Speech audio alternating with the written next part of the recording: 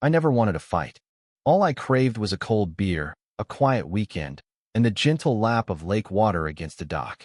My name's Daniel Carter, a single dad who paid his taxes, kept his lawn neat, and nodded politely at neighbors I secretly couldn't stand. Pinewood Grove was my home, a suburban bubble of clean sidewalks and orderly lives, tucked in a corner of Michigan where trees softened the edges of beige conformity. My house, a two-story box I'd finally paid off last year, sat at the end of a cul-de-sac, forgettable the moment you drove past. I liked it that way. 9 years ago, when I moved in, the Homeowners Association HOA to those in the know seemed like a minor nuisance. A club of nosy retirees sending newsletters with veiled threats about mailbox colors and hosting potlucks with questionable casseroles. I paid my dues, painted my shutters in their approved shade of navy, and kept my head down. It kept things predictable, safe. That illusion shattered when I met Cynthia Blake. Cynthia had ruled the Pinewood Grove HOA for 3 years, a reign built on spreadsheets and a smile sharp enough to cut glass. Slim, with a graying bob and cardigans that screamed control, she was the kind of person who'd fine you for a blade of grass out of place and call it civic duty. We'd had no real issues until I bought the cabin. It wasn't mucho one-level retreat by Lake Vernon, 40 miles from Pinewood, with a porch made for sunset beers. I bought it in April through an LLC for tax reasons, a quiet escape for me and my daughter, Lily, who at 12 was already smarter than most adults I knew. She was sick of the HOA's rules, and when I showed her the cabin's photos, her face lit up. "No HOA?" she asked. "No HOA, I promised."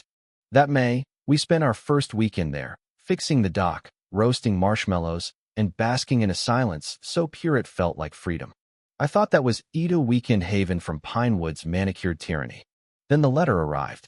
It was a Tuesday, and I was in my kitchen, chopsticks in one hand, beer in the other, when I opened the plain envelope with the HOA's seal. Inside, a single page demanded $30,000 for violating Section 6.3 something about unauthorized property expansion, undermining Pinewood's tax uniformity. My cabin, 40 miles away, somehow threatened their precious neighborhood. I read it 3 times, convinced it was a mistake. I called Cynthia. "Daniel," she purred, "I expected your call." Her voice dripped with smugness as she explained my failure to disclose the cabin breached community cohesion. I laughed, then stopped when I realized she was serious. "It's not even in your county," I said. She didn't blink. "The board decides jurisdiction." I hung up, my blood boiling. She had to be bluffing. She wasn't. By week's end, my pool access card was deactivated. Lily got turned away from the tennis courts. The mailbox key jammed. It wasn't a mistake, it was a siege.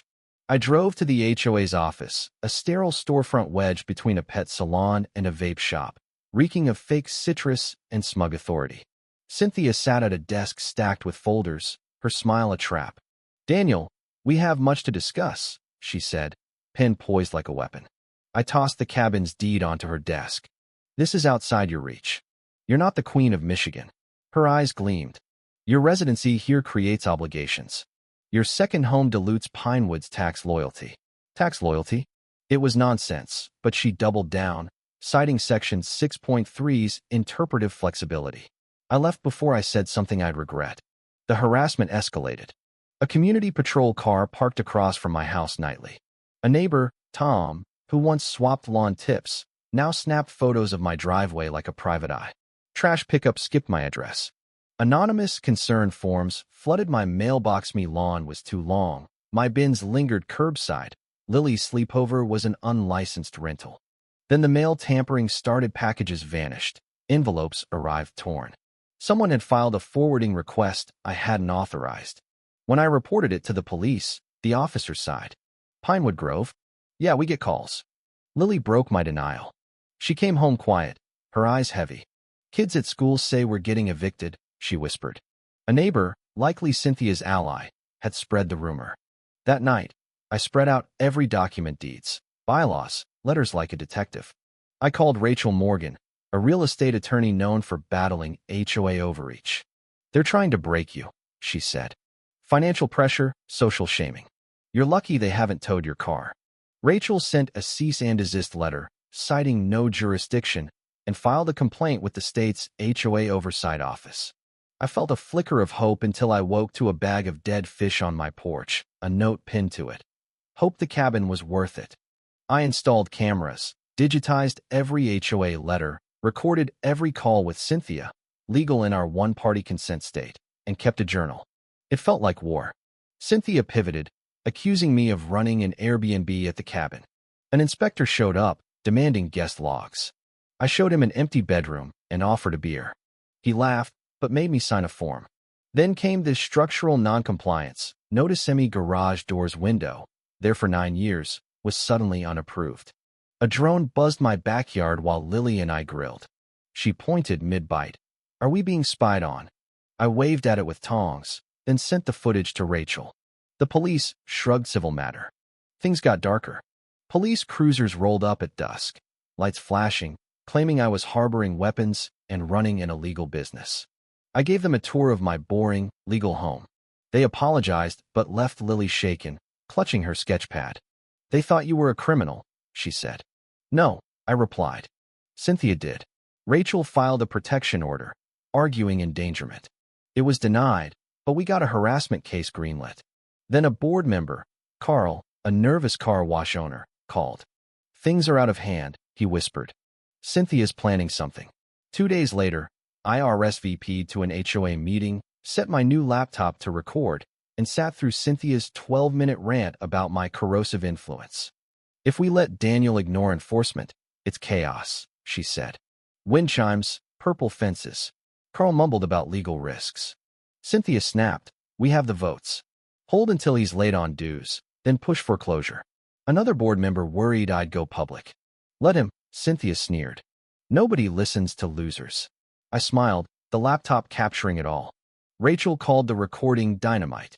She filed an emergency injunction, sent the video to the HOA's insurer, and watched them squirm.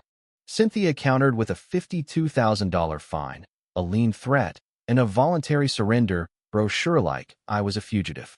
I shared the video on Nextdoor with the password Unity. It hit 132 views in a day. Neighbors reached out, sharing their own stories. Fines for tomatoes replaced mailboxes. A former treasurer, Ellen, met me at a diner, revealing Cynthia had slipped a shady bylaw amendment into the digital charter during the holidays, unannounced. Rachel filed a civil suit, fraud, defamation, harassment. The media pounced. Local, then regional news. I did an interview by my mailbox, Lily drawing chalk hearts on the cement-scarred driveway. The story exploded, inspiring others. In court, Rachel laid out the timeline. Fake fines, drone surveillance, tampered mail, misused HOA funds for Cynthia's vendetta investigators, drones, even threats to journalists. The judge's face was stone as Cynthia's voice played, plotting foreclosure. Her board members looked betrayed. The ruling was brutal. Cynthia stepped down, the HOA was audited, my fines were vacated, and foreclosure was blocked. But Cynthia didn't quit. She launched the Pinewood Preservation League, a shadow HOA with creepy promises of neighborhood integrity. Carl, now a mole, leaked her emails. Rachel shut it down with a cease and desist, citing privacy violations. Residents spoke out. Fines for wreaths, wind chimes banned as emotional noise pollution. A state representative, Laura Bennett, invited me to testify for HOA reform. I told a packed room about the cement, the drone, Lily's fear. They weren't just listening, they were angry. Cynthia sued me for $50,000, claiming defamation. Rachel laughed, filed for dismissal, and held a press conference with the HOA's shady financials. The suit was tossed, Cynthia reprimanded for vexatious litigation. Laura's bill, the Homeowner Transparency Act, passed with the Carter provision, capping fines and banning unchecked foreclosures. My story became a case study. Lily taped Laura's thank you note to the fridge beside her A-plus math test.